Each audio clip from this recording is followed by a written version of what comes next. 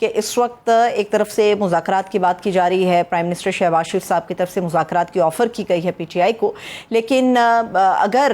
اس پورے سیاسی ماحول کے اندر درجہ حرارت کو نیچے لانا ضروری تھا تو اس کے لیے ضروری تھا عمران خان صاحب، جو کہ پاکستان تحریک انصاف کا ایک درینہ مطالبہ تھا، کہ ان کی رسائی ہونی چاہیے، علاج معالجہ ان تک پہنچنا چاہیے. اور در حقیقت سپریم کورٹ آف پاکستان کے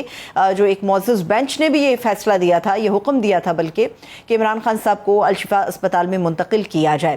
گو کہ ایسا نہیں ہو سکا. اس کے اوپر یہ بھی کہا جا رہا ہے کہ جو حکم نامہ عدالت کی طرف سے آیا اس کے اندر ابہام موجود تھا، لیکن اس کے لیے وقت موجود تھا. اگر حکومت چاہتی تو عمران خان صاحب کے لیے 2 دن کے اس وقت کے اندر سیکیورٹی پروٹوکول کا بھی خیال کیا جا سکتا تھا، ان کو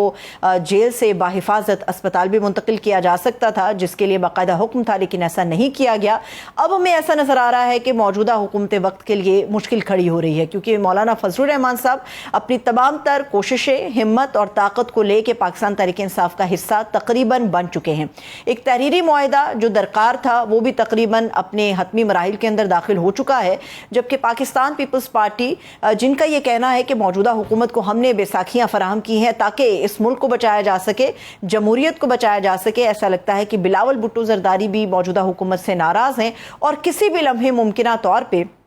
مولانا فضل الرحمان صاحب اور پاکستان تحریک انصاف کے ساتھ اس کشتی کے سوار ہو سکتے ہیں جس کے لیے وہ اس نظام کا تختہ پلٹنے کی بات کر رہے ہیں، تحریک عدم اعتماد لانے کی بات کر رہے ہیں، سڑکوں کے اوپر دباؤ بڑھانے کی بات کر رہے ہیں، پارلیمنٹ کے اندر بھی ماحول گرم کرنے کی بات کر رہے ہیں. تو فی الحال نظر آ رہا ہے کہ حکومت کے لیے مشکل ہے. اب دیکھنا یہ ہے کہ حکومت اس پورے پروسیس کو کس طرح سے لے کے آگے بڑھتی ہے، کیا اتنی سخت اور طاقت اس کے اندر موجود رہے گی کہ اس پوری متحدہ جو جوائنٹ اپوزیشن بننے جا رہی ہے